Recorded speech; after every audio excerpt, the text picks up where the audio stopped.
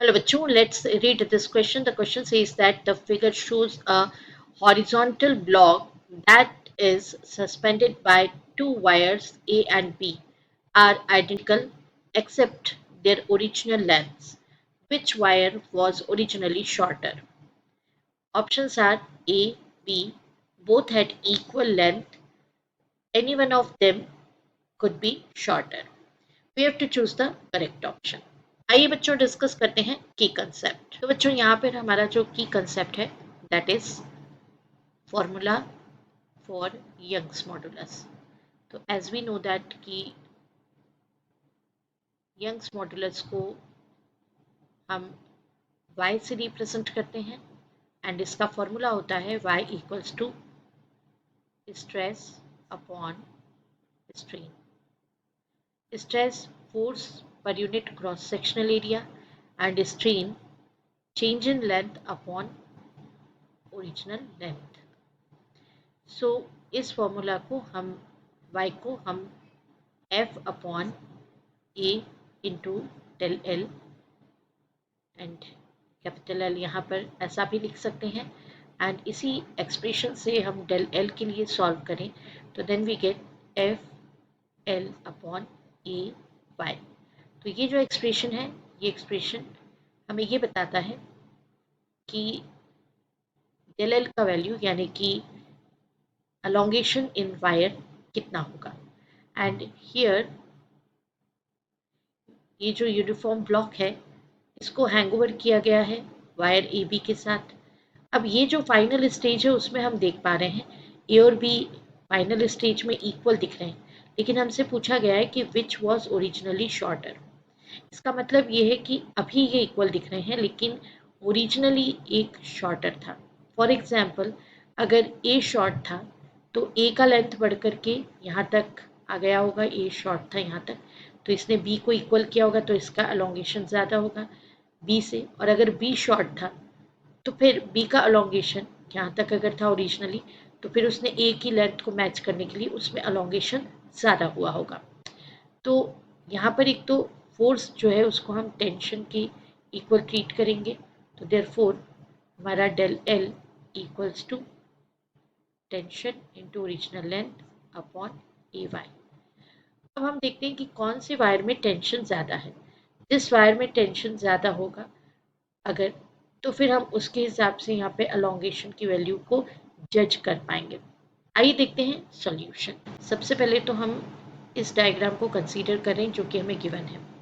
Suppose ये mid point है तो ये mid point this one is mid point और ये इसका यूनिफॉर्म ब्लॉक का हो जाएगा सेंटर ऑफ मास। तो ए वायर से सेंटर ऑफ मास तक का डिस्टेंस x और यहाँ से सेंटर ऑफ मास तक का डिस्टेंस y।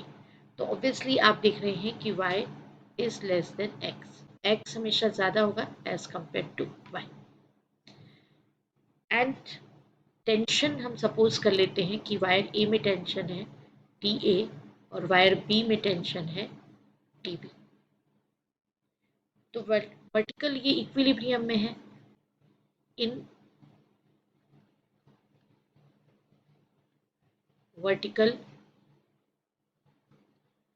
इक्विलिब्रियम position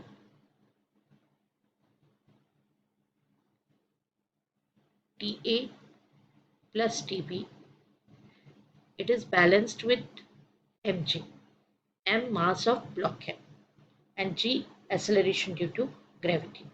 तो एक इक्वेशन हमारे पास ये आया। एंड अगर हम सेंटर ऑफ मास को मिड पॉइंट जो है उसको रेफरेंस पॉइंट ले लें, इफ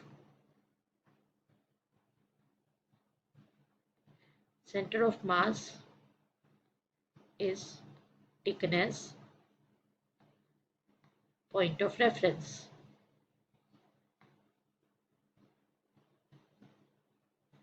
देन टॉर्क की कंडीशन अगर लगाएं तो T A into X equals to T B into Y. So therefore T A equals to Y upon X into T B. तो बच्चों अभी जो रिलेशन आया है उसके accordingly T A equals to Y upon X into T B. अब जैसा आप देख रहे हैं कि सिंस आपके पास y का वैल्यू कैसा है, y लेस देन x है, तो therefore y upon x it is less than 1. So from above expression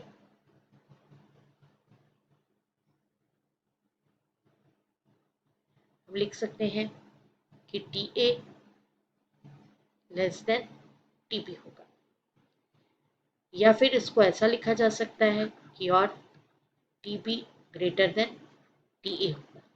तो देखिए बच्चों, यहाँ पे tension in wire B is greater than tension in wire A, ऐसा आया है।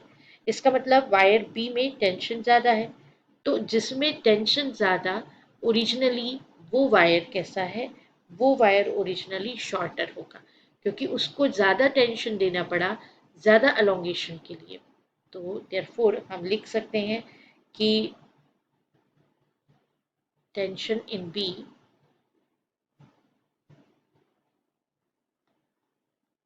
is more than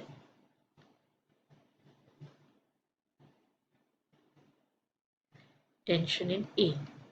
So its length is shorter. मतलब जो इसका लेंथ है, बी का लेंथ है, वो कैसा होगा, शॉर्ट होगा। तो आइए हम चूज कर लें option, option B is the right option. I hope you understood it well. Best of luck. Thank you.